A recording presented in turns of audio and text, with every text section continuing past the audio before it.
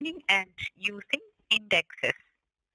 Indexes are not part of the SQL standard, being concerned primarily with the implementation of the storage schema. However, they are implemented in most of the major SQL distributions, and so we will touch upon them briefly on this section. The syntax used by SQL Anywhere is similar to that in other distributions. Indexes are used to support efficient retrieval of data and are part of the physical schema. Look at the following query. Select distinct student ID from tutors where staff number is equal to 5324. Will require sequential access to the database to find the required values. We can speed this greatly by defining an index on staff number.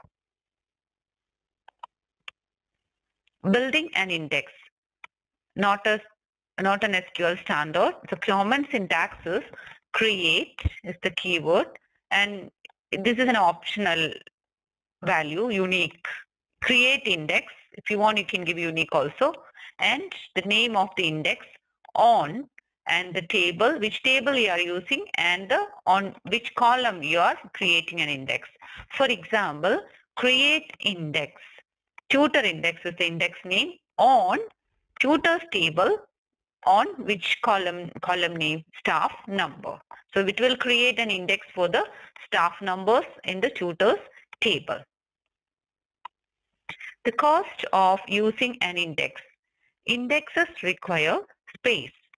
Indexes slow the execution of update because they must be updated every time there is a change in the values in the column or columns on which they are based. Indexes do not always improve execution of statements for which they can be used. Indexes and ordering. An index orders the values in the columns on which it is defined. For example, create index tutor course index on enrollment table.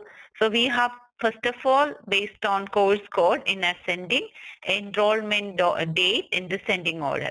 An ordered index can speed the execution of queries using an order by clause on the same column. Creating a unique index. Defining a primary key or unique constraint restricts values in the constrained column or columns to be unique. The same effect can be defined with a create unique index statement. Unique indexes should not be used because uniqueness is a logical property that should be defined in a logical schema and not as a feature of storage. Data independence requires that the definition of data storage, which includes indexing, should not affect the result of an SQL statement. When to use an index? When a table is very large. When the queries applied to a table return a small amount of data.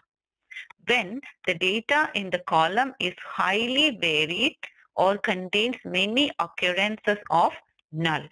When the column is frequently used in joins. These are the situations we can suggest the use of an index.